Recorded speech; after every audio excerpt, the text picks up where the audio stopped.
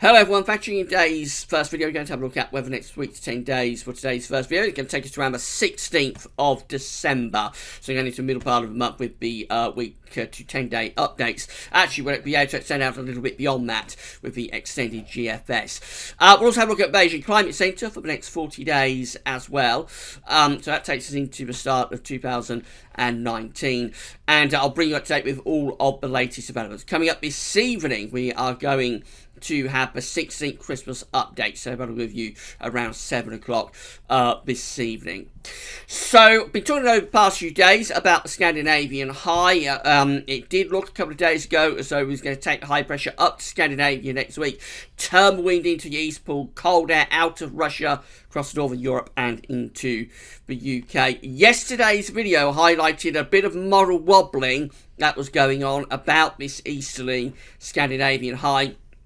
And I can tell you that that model wobbling has continued, and in fact it's got worse. So the easterly is now been eradicated by all models so far today.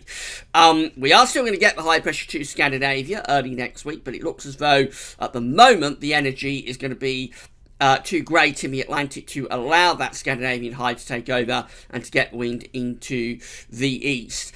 Now, it could be that the models are placing too much emphasis on the jet stream and on the energy in the Atlantic. And if that is the case, they will start to move back over the next couple of days. They will start to move back towards the Scandinavian high and easterly winds dominating. And this kind of troubling change is something that can happen when you're leading up to a cold spell, particularly when you're leading up to a Scandinavian high. So the high pressure will be there over Scandinavia, but it just looks as though there's going to be too much energy in the Atlantic to allow that Scandinavian high to get a foothold. But if the models are wrong about this, if models are wrong with this energy in the Atlantic, then they will start to go back towards placing the emphasis on the Scandinavian high. So I won't totally rule out some very cold easterly winds next week, but obviously it's a much diminished prospect at the moment because it does look as though areas of low pressure will just keep being thrown into the UK from the Atlantic via the jet stream. So I'll bring you up to date with all of the all of today's developments in a moment. Got to say big thanks first of all though to our latest patrons and donors for Gaz Worthy. So I've been saying over the past few days that I wanted to get to 50 patrons for Gaz Worthies before Christmas if possible, and can you believe it, we've already made 50 patrons. So once again you've all come through for Gaz Worthy. So a big thank you to all of the patrons for Gaz Worthy for getting us up to that phenomenal total of 50 patrons before Christmas, and that is just in 6 months of having the patron page. So I launched it Gaz Worthy's patron page in June and didn't expect anything like the response we've had. So again, a huge thank you to all of you for becoming patrons for Gaz Worthy. I'm going to say a special thank you to our latest patrons. These are patrons who got us to number 50. So we've got Jonathan Milner. Big thank you to Jonathan Milner for becoming Gaz Worthy's 49th patron. And then our 50th patron is Adam Turner. Again, a big thank you to Adam Turner for becoming the 50th patron for Gaz Worthies. Big thanks to all of the patrons for Gaz Worthies. You're helping us to pay for our website and keep the content online. So big thank you to all of the patrons. Special thank you to Jonathan and to Adam. If you would like to become a patron for Gaz Worthies, just because we've reached 50 doesn't mean we can't have some more patrons. So if you would like to become a patron for Gaz Worthies, then you can come to Gaz Worthies patron page. You can sign up for a patron account, and then you can pledge an ongoing monthly donation to Gaz Worthies. It can be anything as little as $1 a month. It doesn't need to be a huge amount of money, but of course every little helps, and you will then therefore become a patron for Gaz Worthies. And a big thank you to all of the patrons. I've also got to say thank you to our latest donors. So, big thank you to Murray Sears. Murray Sears has sent a donation to Gaz Worthies, and Jake Farrell has also sent a donation to Gaz Worthies. So, a big thank you to Murray and to Jake for becoming donors for Gaz Worthies, and the idea behind this is a one-off donation that you can do through PayPal. Visit the GazWorthies.me PayPal page. So you just come here again, sign into your PayPal account, and then you can send a one-off donation relation to Gazworthies. And it's been such a phenomenal response since we started doing this in June. It really has. It's totally blown me away, the support that you've given us. So again, just a huge thank you to all of the patrons and all of the donors for Gazworthies for your support. And yeah, it's just really something very special that you've done for the website and for me. So big thank you to all of you for doing that. Right, we'll get on with today's video then. I'm going to start off having a look at the 500 millibar height anomaly flowcharts from Penn State University. We've got the ECMWF here on the top, and the GFS, which we'll have a look in a moment, is on the bottom. 500 millibars, 10 feet is an area in the absolute high pressure, low pressure are being moved around by the jet stream running above. Red reflects high pressure, blue to low pressure. So there's our blocking area of high pressure up over Scandinavia in the 7 to 10 day time frame. We are going to get this Scandinavian high developing. It's going to be sitting there to our northeast, and it's going to be trying to turn the wind into the east and pull very cold air out of Russia and into the west of Europe. However, you'll notice that big blue area, that's an area of below average heights, low pressure, that is centred over the top of the UK and central western Europe. The jet stream is digging in like that, quite a strong jet stream as well. So we are just on the cold side of the jet stream there, actually, but the trough of low pressure, the energy in the Atlantic is just too great to allow these cold easterly winds to get to us, really. So we just remain under this rather chilly, it has to be said, but also very unsettled trough of low pressure. To really get into cold weather, we need to get this ridge that we've got here to the southwest of Spain and Portugal. We need to get that and pull it out that way, and then move this trough southwards.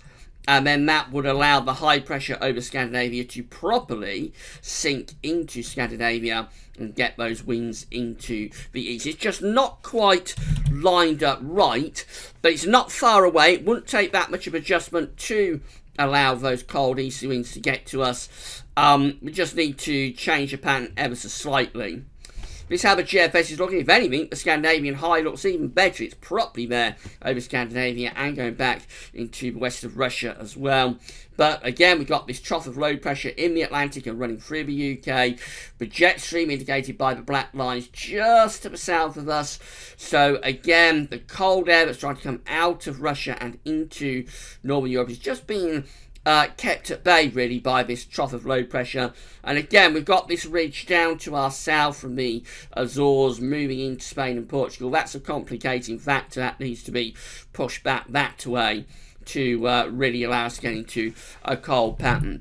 Again, it's not far away from it, but it just isn't lining up quite right to deliver genuinely cold conditions. These are the GFS temperature and precipitation ensembles for the next couple of weeks. So the red line here is a 30-year temperature average. Look at Sevenoaks down in Kent today. Someone's asked me to have a look at Sevenoaks. So we start off milder than average at the moment. It's quite warm, or very mild anyway today. Temperature will be lowering through the rest of this week and into the weekend. We're going to get some stormy conditions going tomorrow, and that will drop the temperature away. So it's certainly going to be turning cooler, definitely, over weekend and into next week as well. Temperatures looking rather cool, to say the least. And then just generally through this second week of December into the middle and then the second half of the month, just staying quite close to the 30-year temperature average, maybe even, if anything, just a little bit below average, but not as cold as these ensembles were looking 2 or 3 days ago, and just lots of precipitation still coming up. So there's tomorrow's wet weather. Going to be some really heavy rain overnight tonight and into tomorrow, and then a little bit more rain actually on Saturday. And then instead of going into a cold and dry spell with the high pressure bringing the wind into the east, we just get a couple of drier days early next week, and then we go off and running again into a very wet spell of weather through the middle and second half of next week. Loads of precipitation spikes in there, showing that we're throwing up lots of rain across the UK from off the Atlantic. So looks very unsettled. We saw it on the height anomaly flowchart, so it's very unsettled now for much of next week after a chillier and mainly dry start. Temperature anomalies from the 6th through to the 14th of December are a little bit milder than average for England and Wales. perhaps close to average for Scotland. Again, if it's going to get wind into the east and build up high pressure over Scandinavia, you expect that to look a lot colder by now. So it just tells us that this cold spell isn't really coming off at the moment. Precipitation anomalies from the 6th to the 14th of December are forecast to be average to wetter than average, so a relatively mild and wet week to come, actually, if we take those anomaly charts seriously. So that's how things are looking on Sunday then. We've got low pressure to our east over Scandinavia on Sunday, with high pressure ridging to our west, and that is turning wind into the north. So we do get this initial push of quite cold air out of the north over the weekend and into the start of next week. So through next week, we build this ridge over the UK through Monday and Tuesday. There it is going up to Scandinavia. There's a high pressure going to Scandinavia on Tuesday. So that's all still working out. We pull the wind into the north on Sunday. Then we build a ridge in from the west on Monday within quite cold air. And then on Tuesday, we start to take that ridge up Scandinavia. So that's all panning out exactly as it was supposed to.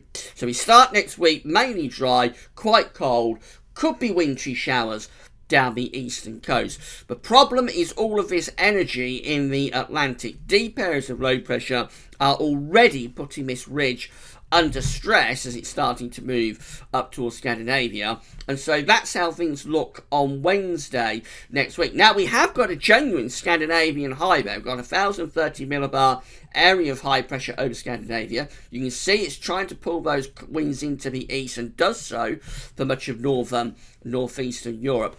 But already we're starting to bring a weather front in from off the Atlantic. This elongation in the isobars just here is a trough moving in from off the Atlantic with these areas of low pressure driving things in the middle of the Atlantic. So there's never an opportunity to get wind into the east before the next trough is starting to come in from the Atlantic. And so on Wednesday, instead of having a cold easterly wind as it looked like we would 2 or 3 days ago, we just bring this trough of low pressure in, albeit within relatively cold air. So there might be a rain, sleet or snow situation going on there. But we're bringing that trough in and we're not allowing the wind to go into the east despite the Scandinavian high. And then we bring another low pressure in on Thursday. Again, you can see, but we have got a very, very nice Scandinavian high. It's up to 1035 millibars now, but there's just so much energy in the Atlantic, but it can't get the wind into the east, and so we're bringing another weather system in from off the Atlantic. It is being blocked to some degree, but the elongation in the isobars just there is telling us that as this low is coming up against a Scandinavian high, its weather front is slowing down, and so that could be very wet actually for many parts of the country. And if we pull in enough cold air to the northeast, it might turn some of rain to snow for Scotland and North East England, and it will only take a very, very subtle adjustment, this, to be pulling in a colder east-southeasterly wind. I have to say, it wouldn't take much of an adjustment at all. That's how things look at the end of next week. Again, low pressure's driving in from off the Atlantic. Scandinavian high band is beginning to recede back into the west of Russia. And then we just go into extended range up to day 10. Very unsettled, low pressure moving in off the Atlantic, keeping this really unsettled spell of weather going. In a very extended range, going into the second half of December, we start to move this low pressure southwards, and get the wind turning into a northerly direction. So it starts to become a little bit cooler. Still these areas of low pressure, though, close to the country, bring showers or longer spells of rain. And we're up to the very end of the GFS run now, which is Saturday the 22nd of December. Still seemingly nothing to stop the Atlantic, so more low pressure is just driving in from the west at that point. Very, very unsettled December, if this is correct. That's how this is the parallel run of the GFS. So that was the operational run of the GFS. This is the parallel. Again, we see that wind gets into the north. We build this ridge early next week, so dry and cold for the early part of next week. There will be some quite hard frost. We get the Scandinavian high going by the middle of next week, high pressure over Scandinavia, but we're still driving in these areas of low pressure from off the Atlantic. So it just looks very unsettled. We never have an opportunity to get wind into the east, and we get to day 10, still with these areas of low pressure close to the country, bringing showers or longer spells of rain. Still relatively high heights to our northeast, but not strong enough to fend off all of these areas of low pressure in the Atlantic at day 10. In a more extended range, again, when everything starts to go a little bit flabby, we move these areas of low pressure away to our south and southeast, start to try and build some high pressure close to the country. So probably becoming a little bit drier there as we're moving up towards Christmas. And maybe fairly cold, especially for England and Wales, close to Baton Bridge. You'll probably expect frost and fog to be going on at that point. ECM, which yesterday was the one model that was still going for that big easterly through the course of next week. Let's see what the ECM is showing today. So again, we've got those winds into the north on Sunday. When we build this ridge through the country in Western Europe on Tuesday, bring a lot of dry but quite frosty weather. High pressure going to Scandinavia by Wednesday, so definitely having a go at building Scandinavian high.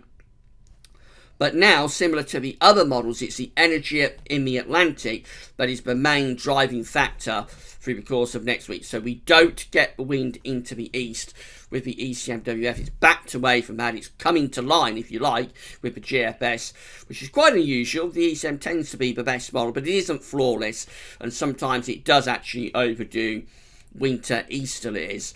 So it's actually, the ECM has moved into line with the GFS today, and now both models are going for a bit of an Atlantic onslaught through the second half next week. That looks really unsettled. Look at that area of low pressure just there on Friday the 14th out to our southwest, and then by the time we go through to midnight on Saturday the 15th, that low pressure is somewhere in the southern North Sea and heading in towards the Low Countries. That will bring a severe gale across England and Wales, no doubt torrential rain. On the northern edge of that, the air could be quite chilly actually, so you wouldn't totally rule out the chance of some snow on the northern edge of that southerly tracking low. But it's really unsettled, that severe gales, heavy rain, maybe snow on the leading edge. And that's how we look at day 10 with the ECMWF. Just very, very unsettled conditions with low pressure close to the country. Excuse me. Again, notice still relatively high pressure to the north and the northeast. So again, it would not take that much of an adjustment to bring the easterly back to us from this, or maybe delay the easterly, but we still get there in the end. Certainly wouldn't take that much of an adjustment to do it, so we do need to be keeping a very close eye on what's happening with these heights to our northeast. But at the moment it's the Atlantic that looks like it's the dominating factor next week, after a relatively chilly and dry start to next week. Finally, just have a look at charts from the Bayesian Climate Centre next 40 days. So these are 500 millibar heights broken down into 10-day periods. The first 10-day period will take us from the 6th through to the 15th of December, with below average heights to the northeast, above average heights down to the southwest. We're bringing in that westerly flow, so keeping things relatively unsettled through the first 10 days. Then we go through to the next 10-day period, which is the 16th to 16th of December to Christmas Day, with an area of below average heights over top of the country then, and also towards the east we have got some ridging out to the northwest, so that's bringing the jet stream on a more southerly track and possibly putting some quite cold air into that trough of below average heights. Next 10-day period is Boxing Day through to the 4th of January, with low pressure out in the Atlantic and sending in a southwesterly wind, so that's still unsettled, but it's milder, with above average heights pushed well back into the east of Europe and west of Russia. And then we go through to the next 10-day period, which is the 5th through to the 14th of January, with the below average heights then again centred over top of the UK and to our east, above average heights to the northwest, and again we could be pulling down some quite cold air into that trough of low pressure from the north and from the northwest too.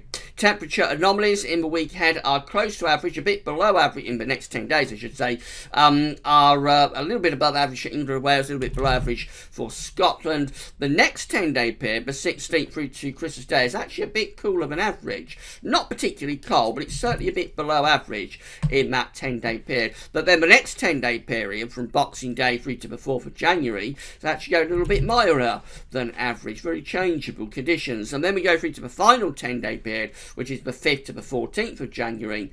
And that one again is a little bit cooler than average. So a little bit up and down with the temperatures in the next month, but a bit actually sometimes milder, sometimes a little bit colder. Precipitation wise, the next 10 days are coming forecast to be quite wet from the 6th to the 15th of December. Then we go into a drier phase from the 16th of December to Boxing Day, to Christmas Day. So that one is drier but colder. Then we're into the 26th, we're up to Boxing Day to the 4th of January, and that one is wetter again, above average precipitation coming back. And then we go through to the final 10-day period, the 5th to the 14th of January. Looks actually a little bit drier than average for the UK.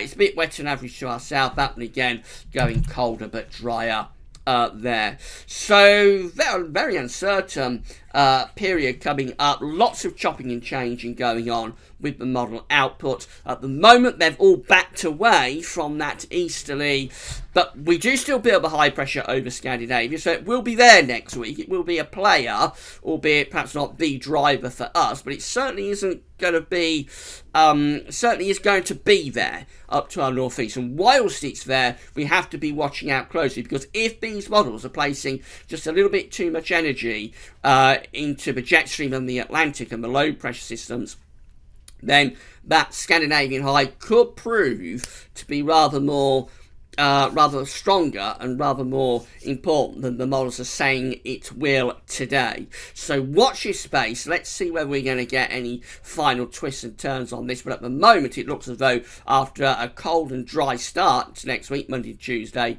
it turns rapidly wetter and windier from off the Atlantic. Back quite stormy conditions again through the course of the middle and second half of next week.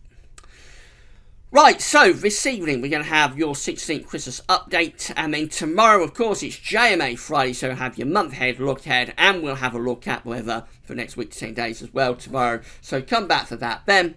That's all for now, and thanks for watching.